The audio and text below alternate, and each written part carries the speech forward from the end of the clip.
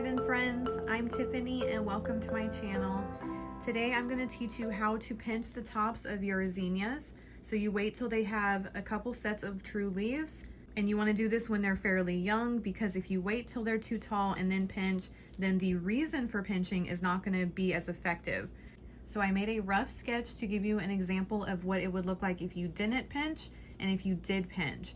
So it's going to be a very tall, just one stem and a few blooms on top, so maybe 3 and more if you do deadhead. So if you deadhead, you're encouraging your plant to keep blooming for you. But the first, windstorm or rainstorm, this can snap, this can bend and lean over, and you don't want a weak stem. You want multiple blooms, a strong base to it. So this is where you would pinch. So this is what these are going to look like. And below where you're going to pinch, it's going to shoot off new branches. It's going to send your plant into like panic mode because you just cut off where it would flower. It needs to send out more flowers. So it's going to work overtime and send out not just 2 shoots, but more below where you cut. Its goal is to set seed, and you have to have flowers in order to produce your seed. And when you do this really young, this part is going to be very strong. So it can handle all of the stems, it's going to handle all of the blooms, and then you're going to get like 10 blooms or more if you were to prune. And then again, if you deadhead, you're going to have even more blooms. So you can have like 10 blooms or more compared to 3 blooms or more, and a way stronger plant. So when you do have a wind or rainstorm, this isn't going to break. It's going to be very strong, very tough. So the rule of thumb when you're pinching your annuals is you need at least 2 sets of true leaves. So the first set that comes out when it germinates is your cotyledons. That is not your true set of leaves. This would be the first true set. So if you're a beginner and you don't know how to recognize the difference, just wait till you have your second set that pops through, because your first ones are going to be those cotyledons. So this is the first set of true leaves. This is the second set. This is the third set, and there's a 4th set right on top. As long as you have 2 sets, you're good to go. You want to at least leave 1 set of true leaves behind. Okay, I went ahead and pinched one of my zinnias to give you an up-close look of what we're doing. So find that first set of true leaves and pinch right above them. If you would prefer, if you have more than 2 sets, you can pinch right above your second set. But as long as it's the first or second, that's all that matters. You're going to have a much stronger plant in the end.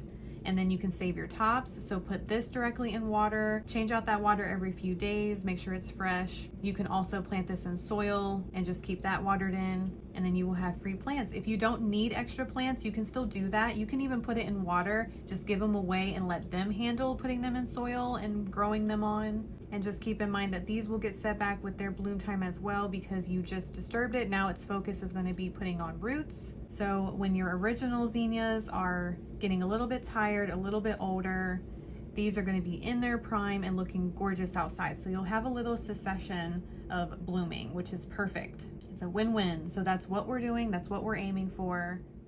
Okay, here's my next zinnia. Now my cotyledons on this plant, they're all shriveled up, but you can still see them. So this is the first set of true leaves. So it's got 1 set, 2 set, 3 set, 4 set. And if you look, it's working on its 5th set.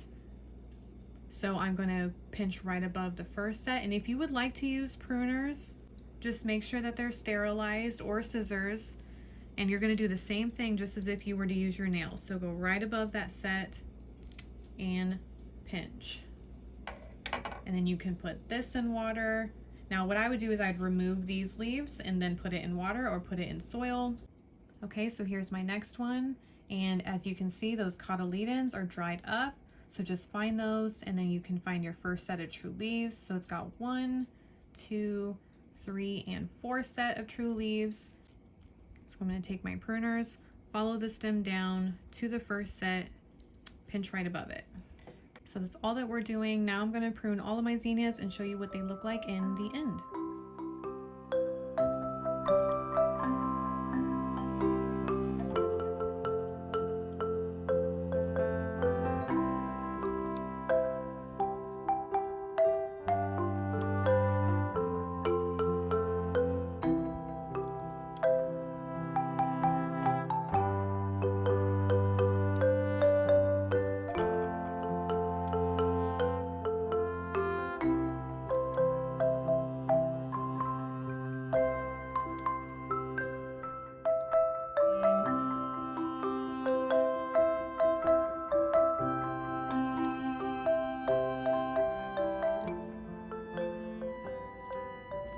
guys, so they're all pinched. Only these 3 cups over here are untouched. Now this cup, it has a little seedling in it, and he's just been chilling. Like, he hasn't been trying to do much, so I've just been leaving him be. So we'll see what happens with that one. Now these 2, I did not pinch because they're just not tall enough of a space on top. They're still pretty little, so I'm gonna give them a second to grow the 3rd set of true leaves and then pinch them after that.